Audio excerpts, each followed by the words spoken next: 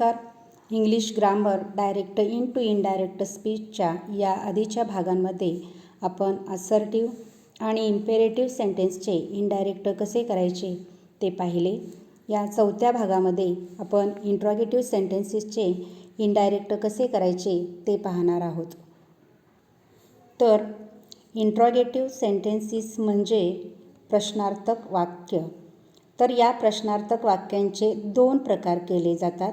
एक म्हणजे yes no questions, त्यालाच व्हर्बल क्वेश्चन असे म्हणतात, आणि दुसरा प्रकार आहे डब्ल्यूएच क्वेश्चन्स. तर या दोन्ही प्रकारांचे इनडायरेक्ट कसे करायचे हे आपण या भागामध्ये पाहणार आहोत. पहिल्यांदा आपण येस नो क्वेश्चन्स म्हणजेच व्हर्बल क्वेश्चन्सचे इनडायरेक्ट कसे करायचे त्याचे काही नियम सुरुवातीला आपण पाहूया. बघा, या ठिकाणी येस नो क्वेश्चन्स किंवा व्हर्बल क्वेश्चन याचे नियम दिलेले आहेत. पहिला नियम आहे, येस नो क्वेश्चन्सची सुरुवात सहाय्यकारी क्रियापदाने होते व शेवटी प्रश्नचिन्ह असते. सहाय्यकारी क्रियापदं म्हणजेच कोणती, तर ॲक्झिलरी व्हर्ब्स, जी 24 सहाय्यकारी क्रियापदे आहेत त्यांनी या प्रश्नाची सुरुवात होते. म्हणजे रिपोर्टिंग स्पीचमधलं वाक्य जे आहे त्या वाक्याची सुरुवात कशानं होते, तर सहाय्यकारी क्रियापदाने. उदाहरणार्थ कॅन, कुड, मे, माईट किंवा या, मी, जार, वॉज, वेअर अशी जी 24 सहाय्यकारी क्रियापदे आहेत त्यांना काय होते, या स्पीचमधील वाक्याची सुरुवात होते आणि शेवटी काय असतं, प्रश्नचिन्ह असतं. दुसरा नियम काय आहे, तर रिपोर्टिंग व्हर्ब आणि रिपोर्टेड स्पीच यांना जोडण्यासाठी जो जॉईनिंग वर्ड आहे तो इफ किंवा फेदर हा शब्द वापरायचा आहे. जसं आपण असर्टिव्ह सेंटेन्समध्ये जॉईनिंग वर्ड दॅट वापरलं किंवा इम्पेरेटिव्हमध्ये टू वापरलं, तशाच पद्धतीनं या वाक्यामध्ये इफ किंवा वेदरचा उपयोग करायचा आहे. तिसरा नियम, रिपोर्टिंग व्हर्ब आस्क्ड वापरावे. म्हणजे जे काही सेड किंवा सेड टू अशा पद्धतीचं जे रिपोर्टिंग व्हर्ब येईल तर त्या ठिकाणी काय करायचं आहे, आस्क्ड वापरायचं आहे. किंवा वाक्यामध्ये काही वेळेला इन्क्वायर्ड किंवा वॉन्टेड टू नो अशा पद्धतीचं जरी रिपोर्टिंग व्हर्ब आलं तर त्या ठिकाणी तुम्ही आहे ते वापरू शकता. म्हणजे आस्क्ड ऐवजी इन्क्वायर्ड आलं तर इन्क्वायर्ड अशा पद्धतीनं रिपोर्टिंग व्हर्ब त्या ठिकाणी वापरलं तरी चालू शकतं. चौथा नियम, प्रश्नार्थक वाक्याचे विधानार्थी वाक्यात बदल करावा किंवा जे काही प्रश्नार्थक वाक्य स्पीचमध्ये दिलेलं असेल ते त्याचं रूपांतर कशामध्ये करायचं, विधानार्थी करायचं. आणि मग बाकीचे जे बदल आहेत ते कशाप्रमाणे करायचे आहेत, विधानार्थी वाक्याप्रमाणे करायचे आहेत. म्हणजे प्रश्नार्थक वाक्य पहिल्यांदा आपल्याला विधानार्थी करता आलं पाहिजे आणि मग विधानार्थी वाक्यामध्ये जे काही आपण इनडायरेक्ट करताना बदल केले तेच बदल या ठिकाणी करायचे आहेत. तर या नियमांच्या आधारे आपण काही उदाहरणे पुढे सोडवणार आहोत. या ठिकाणी एक्झाम्पल्स दिलेले आहेत. पहिलं उदाहरण बघा, he said to him, are you writing English. तर हे इन्व्हर्टेड कॉमाजमध्ये जे वाक्य दिलेलं आहे त्याला रिपोर्टेड स्पीच आपण म्हणतो. तर याची जर सुरुवात तुम्ही बघितली तर आर न झालेले आहे. म्हणजे आर हे सहाय्यकारी क्रियापद आहे आणि मगाशी आपण बघितलं की या वाक्याची सुरुवात जी आहे ती कशानं झालेली असते, सहाय्यकारी क्रियापदानं झालेली असते आणि शेवटी प्रश्नचिन्ह असतं.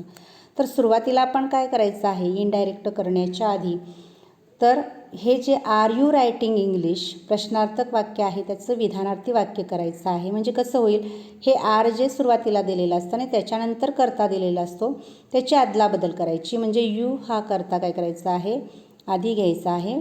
तुम्ही एक स्टेप अशा पद्धतीनं विधानार्थी आधी करून मग त्याचं इनडायरेक्ट केलं तरी चालू शकतं. आपण पहिल्यांदा इथं काय करूया, त्याचं विधानार्थी करूया आणि मग सांगितलेल्या बदलाप्रमाणे वाक्यामध्ये बदल करूया. आता यू आर जे सुरुवातीला आहे ते काय करायचं आहे, कर्त्यानंतर ठेवायचं आहे. पुढचा आहे तो भाग लिहायचा आहे, यू आर रायटिंग इंग्लिश. तर हे काय केलं मी, पहिल्यांदा त्या वाक्याचं विधानार्थी वाक्य केलेलं आहे. आर यू रायटिंग इंग्लिश, त्याचं विधानार्थी काय झालं, यू आर रायटिंग इंग्लिश. तर तुम्ही एक स्टेप अशा पद्धतीनं लिहू शकता किंवा मनातल्या मनामध्ये त्या वाक्याचे विधानार्थी करू शकता आणि मग विधानार्थी केल्यानंतर दिलेल्या बदलाप्रमाणे काळामध्ये सर्वनामामध्ये बदल करायचा आहे. तर आपण याचं आता काय करूया. आता हा काळ कुठला झाला, यू आर रायटिंग इंग्लिश, तर प्रेझेंट कंटिन्युअस टेन्स आणि इनडायरेक्ट करत असताना, कारण इथं सेड टू भूतकाळात रिपोर्टिंग वर्ब दिलेला आहे, त्यामुळे त्याचं इनडायरेक्ट होताना काय होईल, पास्ट कंटिन्युअस टेन्स होईल, यूमध्ये बदल होईल. तर हे उदाहरण आपण बदल करून पुन्हा लिहूया. ही सेड टू ऐवजी काय वापरायचं आहे, तर आस्क्ड. मगाशी आपण बघितलं सेड टू याऐवजी आस्क्ड हे रिपोर्टिंग वर्ब वापरायचं आहे. He asked him. Joining word म्हणजे जोड शब्द काय वापरायचा, इफ किंवा वेदर वापरायचा आहे. आपण इफ वापरूया. इफ. आता यू शब्द कुणासाठी आलेला आहे, हिमसाठी आलेला आहे, त्यामुळे यूमध्ये बदल आपण ही असा करू शकतो. म्हणजे ऐकणारी व्यक्ती, बोलणारी व्यक्ती कोण आहे त्याच्यानुसार आपण सर्वनामामध्ये बदल करतो. If he. आता पास्ट कंटिन्युअससाठी आरचं काय होणार, was writing.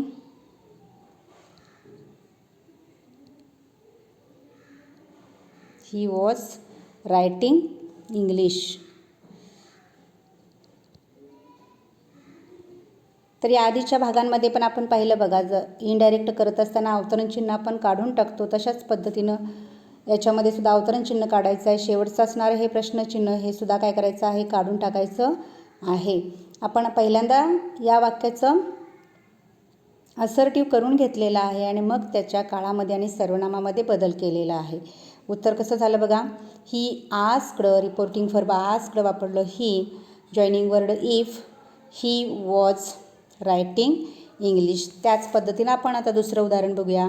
C said to her can you help me now. आता मी या ठिकाणी डायरेक्ट त्याचं विधानार्थी बघा तोंडी सांगते. Can you help me now याचं विधानार्थी कसं होणार, यू कॅन. जे कॅन जे आहे यू ह्या कर्त्यानंतर ठेवायचं आहे. You can help me now आणि मग त्याच्या सर्वनामामध्ये आणि काळामध्ये शब्दामध्ये काही बदल असतील ते करायचे आहे. सेड टू ऐवजी आस्क्ड वापरायचं आहे. She asked her joining word if.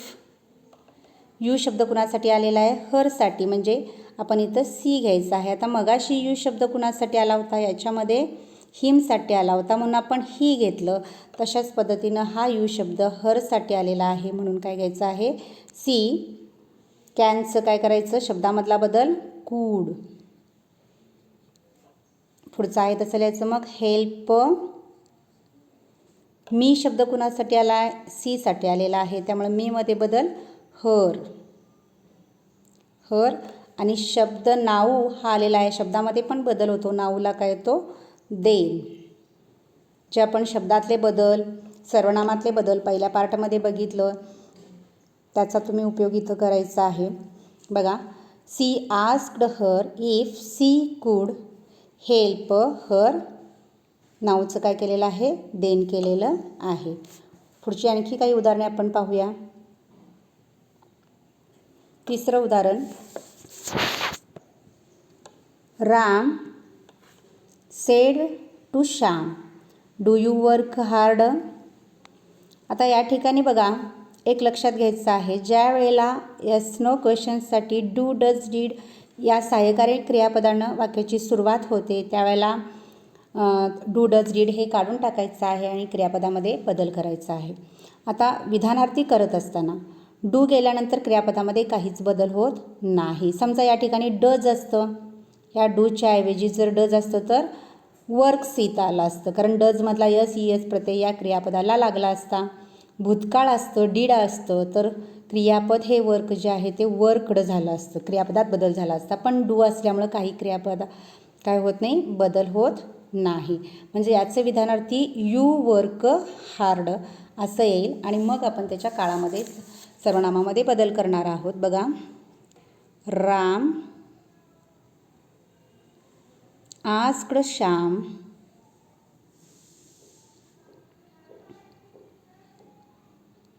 If you शब्द कुणासाठी आला आहे, रामसाठी आलेला आहे, म्हणून ही. आता यू वर्क हार्ड साधा वर्तमान काळ होतो, तर त्याचा साधा भूतकाळ म्हणजे ही वर्कड, क्रियापदाचं दुसरं रूप आलं पाहिजे, ही वर्कड हार्ड. बघा काय काय बदल केले. आजकडं हे रिपोर्टिंग वर्ब वापरलं, इफ हे जॉईनिंग वर्ड, आणि साधा वर्तमान काळ होता म्हणून काळामध्ये आपण बदल केलेला आहे, ही वर्कड हार्ड. चौथं उदाहरण, Sita said to Gita did you complete your work. आता या वाक्यामध्ये डिड या सहाय्यकारी क्रियापदानं सुरुवात झालेली आहे. याचं विधानार्थी करताना हे डिड निघून जाईल आणि हा डिडचा भूतकाळ जो आहे ह्या कम्प्लीट या क्रियापदामध्ये येईल. म्हणजे विधानार्थी कसं होईल, यू कम्प्लीटेड युअर वर्क, म्हणजे साधा भूतकाळ झाला आणि साध्या भूतकाळाचा आपण इनडायरेक्ट करत असताना पूर्ण भूतकाळ करतो. त्या पद्धतीनं आपण बदल करूया वाक्यामध्ये. सीता आस्क्ड गीता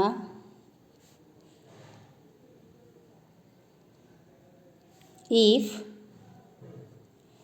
यू शब्द कुणासाठी आलेला आहे, गीतासाठी, त्यामुळे बदल सी. आणि पूर्ण भूतकाळ करण्यासाठी हॅड प्लस V3 म्हणजेच कम्प्लीटचं काय होईल, कम्प्लीटेड.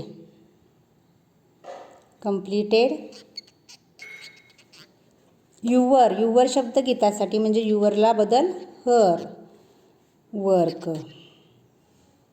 आपल्याला काळ ओळखता आला पाहिजे आणि काळानुसार जे काही बदल आहेत ते लक्षात असले पाहिजेत. Sita asked Gita if she had completed her work. बघा आपण प्रत्येक वाक्य उत्तर लिहित असताना त्याची अवतरण चिन्ह काढून टाकलेले आहेत, प्रश्नचिन्ह काढून टाकलेले आहेत. विधानार्थी करून मग आपण काय केलेलं आहे, त्याच्या काळामध्ये बदल केलेले आहे. आणखी उदाहरण आपण पाहूया. 5वं उदाहरण, Rahul said to Meena can I solve your problem. आता कॅन या सहाय्यकारी क्रियापदानं सुरुवात झालेली आहे. त्याचं विधानार्थी कसं होणार, I can solve your problem. आता याचं इनडायरेक्ट बघा, राहुल सेड टू ऐवजी आस्क्ड मीना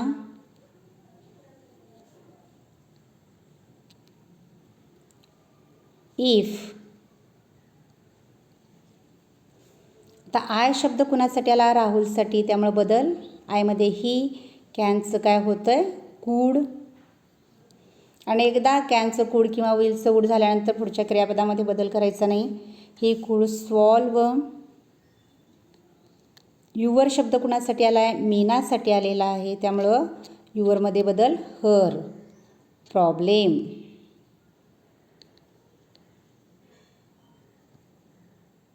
बघा, Rahul asked Meena if he could solve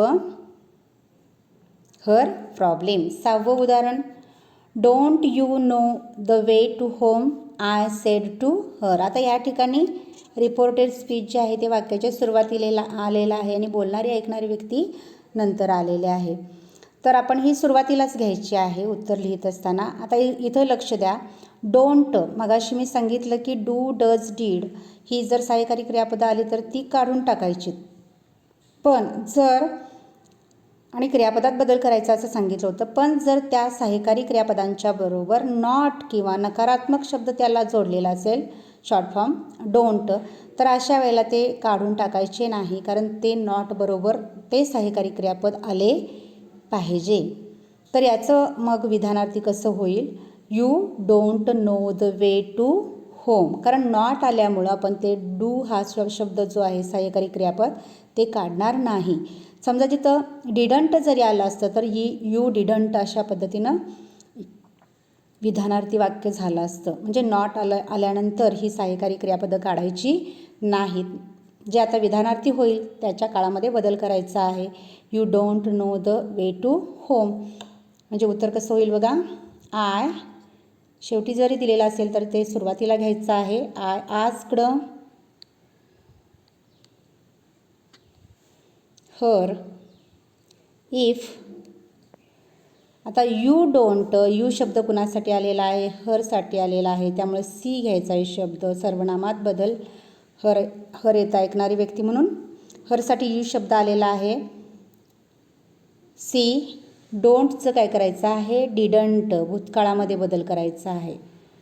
C didn't know the way, पुढचे शब्द आहे तसे लिहायचे आहेत. Way to home. तर आपण एकूण ही 6 उदाहरणं एस नो टाईप क्वेश्चनची इनडायरेक्ट करताना काय बदल करायचे ते आपण पाहिलेले आहे. आता याचा जो दुसरा प्रकार आहे डब्ल्यूएच क्वेश्चन आपण पाहूया.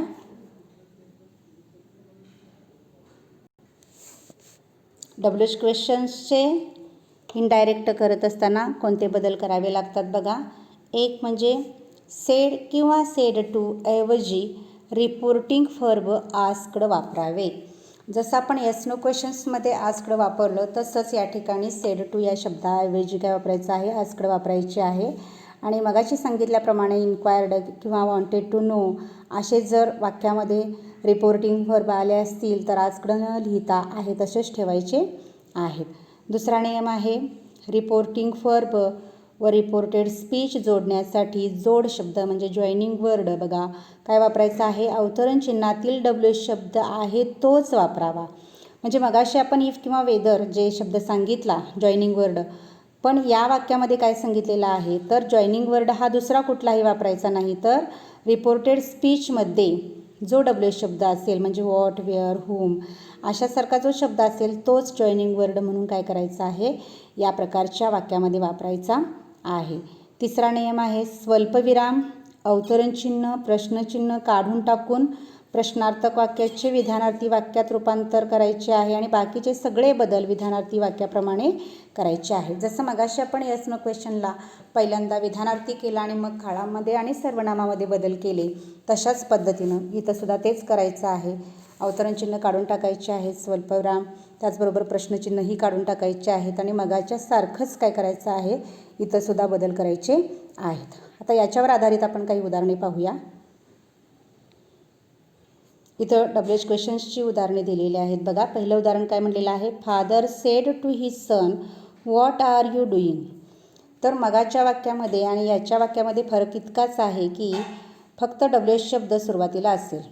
डब्ल्यूएच क्वेश्चन असल्यामुळं रिपोर्टेड स्पीचमधलं सुरुवात जी आहे ती डब्ल्यूएच शब्दानं असेल आणि बाकी जर आपण पुढचं वाक्य जर आपण बघितलं तर त्याची कशी आहे?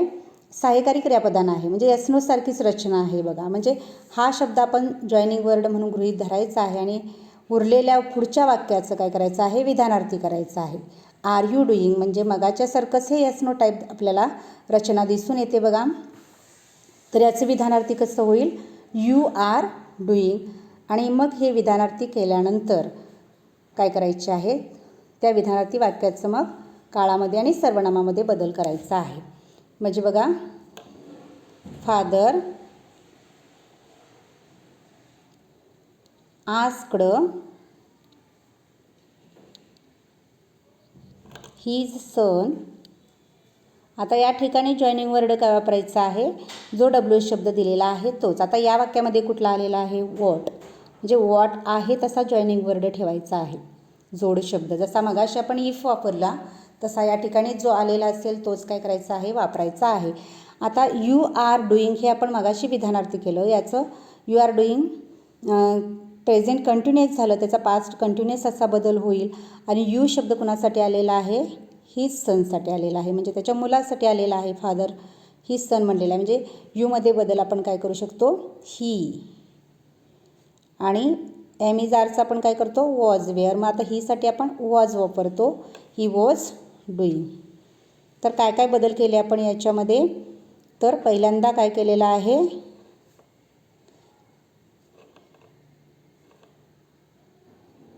पहिल्यांदा या वाक्यातलं डब्ल्यू शब्द म्हणजे डब्ल्यू शब्द हा बाजूला ठेवला, राहिलेल्या वाक्याचं विधानार्थी केलं आणि त्या विधानार्थीचं नंतर मग काय केलेलं आहे? काळामध्ये बदल केलेला आहे. रिपोर्टिंग फर्ब सेड टू ऐवजी आस्क्ड वापरलेला आहे आणि जॉईनिंग वर्ड आहे तो डब्ल्यूएच शब्द ठेवलेला आहे. कॉमा, इन्व्हर्टेड कॉमा, काढून टाकलेला आहे आणि शेवटी पूर्णविराम दिलेला आहे. आता दुसरं उदाहरण बघा. Teacher said where does Gopal live. Where does Gopal live. आता या ठिकाणी WH शब्द कुठला आलेला आहे? फेअर. आता पुढच्या वाक्याचं काय करायचं? विधानार्थी करायचं. Does Gopal live. आता डू डज डीड आलं की ते घालवायचं आहे आणि क्रियापदात बदल करायचा आहे विधानार्थी करत असताना. जे डज गेल्यानंतर इथं काय होईल? गोपाल लिव्ज असं विधानार्थी होईल. आता याचं इनडायरेक्ट बघा. Teacher asked. आता इथं ऐकणारी व्यक्ती दिलेली नाही आहे बघा, फक्त टीचर बोलणारी व्यक्ती दिलेली आहे. Teacher asked. जॉइनिंग वर्ड मग इथं कुठला येईल? WH शब्द कुठला आलेला आहे तोच ठेवला. फेअर गोपाल. तर इथं लिव्ज झालं होतं, म्हणजे साधा वर्तमान काळात झाला होता. त्याचा आता साधा भूतकाळ होण्यासाठी लिव्हचं दुसरं रूप लिव्ड. शेवटी पूर्णविराम. आता आणखी आपण पुढं काही उदाहरणं पाहूया. तिसरं उदाहरण. He said to me fair have you kept my pen. आता इथं सुद्धा सुरुवात बघा WH शब्द फेअरनं झालेले आहे. या पुढच्या भागाचा आपण काय करूया? विधानार्थी करूया. You have kept my pen. फक्त याचा क्रम बदलायचा आहे. करता जो सहाय्यकारी क्रियापदानंतर ठेवलेला असतो तो हे करायचं आहे, नंतर ठेवायचं आहे. म्हणजे कसं झालं? You have kept my pen. आता आपण बदल करूया. He asked me. Joining word fair ठेवला. फेअर. यू शब्द कुणासाठी आला? मीसाठी, म्हणजे आय. काय बदल करायचा? आय. मीसाठी आय बदल करायचा. आय हॅवचं काय होईल? Had. Kept. My.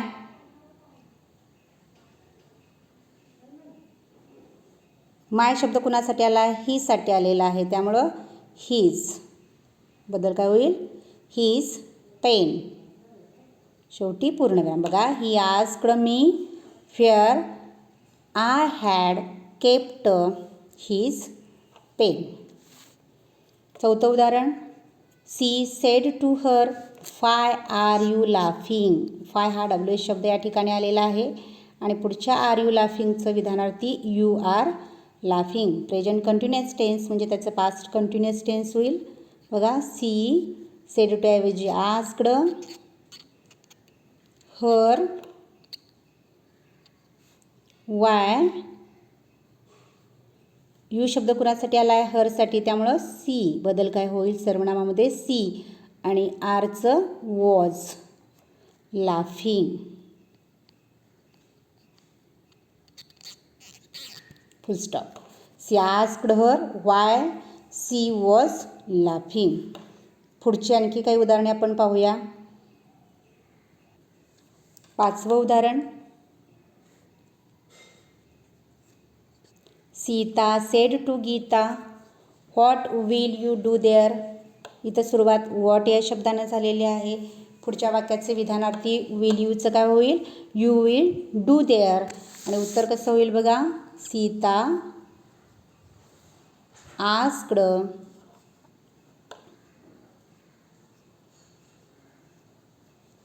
Gita. WH शब्द आहे तो आपण जॉइनिंग वर्ड म्हणून ठेवूया. व्हॉट. यू शब्द कुणासाठी आला आहे? गीतासाठी आलेला आहे, म्हणजे सी बदल करायचा आहे. C will. विलचं काय होईल? वूड.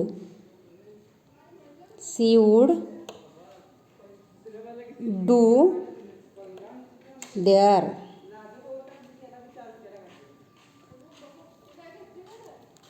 सहावं उदाहरण. Nita said to Kala why is Sita working so hard. आता वाय ना सुरुवात झालेली आहे आणि पुढच्या वाक्याचं विधानार्थी कसं होईल? Sita is working so hard. उत्तर बघा. नीता आस्क्ड कला.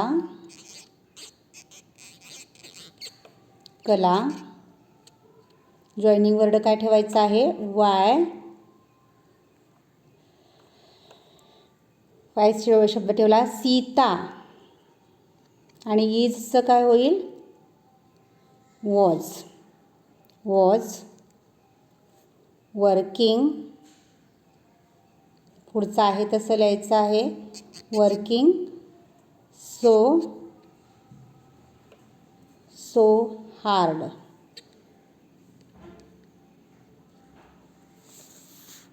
तर बघा आपण या ठिकाणी WH क्वेश्चनची 6 उदाहरणे पाहिलेली आहेत. तर अशा प्रकारे येस नो क्वेश्चन्स आणि WH क्वेश्चनचे इनडायरेक्ट कसे करायचे ते आपण या भागामध्ये पाहिले. तर या दोन्हींचे इनडायरेक्ट करत असताना पहिल्यांदा आपण काय केलं, प्रश्नार्थक वाक्याचं विधानार्थी वाक्य केलं आणि मग त्यानंतर काळामध्ये आणि सर्वनामामध्ये बदल केला. त्याचबरोबर शब्दामध्ये असेल तर शब्दामध्ये बदल केला. दोन्ही वाक्यांचं जर आपण रिपोर्टिंग व्हर्ब बघितलं तर आजकडं हे रिपोर्टिंग व्हर्ब आपण वापरलेलं आहे. येस नो क्वेश्चनसाठी जोड शब्द इफ वापरलं आणि WH क्वेश्चनसाठी WH शब्द आहे तोच वापरला. तर अशा पद्धतीनं काय करायचं आहे आपल्याला, इंट्रॉगेटिव्ह सेंटेन्सेस याच्यामध्ये येस नो क्वेश्चन्स किंवा WH क्वेश्चन्स आला तर या पद्धतीनं बदल करायचा आहे. आता यावर आधारित काही उदाहरणे तुम्हाला सरावासाठी पुढे दिलेले आहेत, ती तुम्ही सोडवायची आहेत.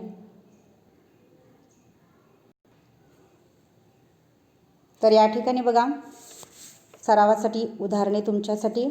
पहिलं आहे Rahul said to Shyam can you show them to me. दुसरं Ram said to Meena do you have a car.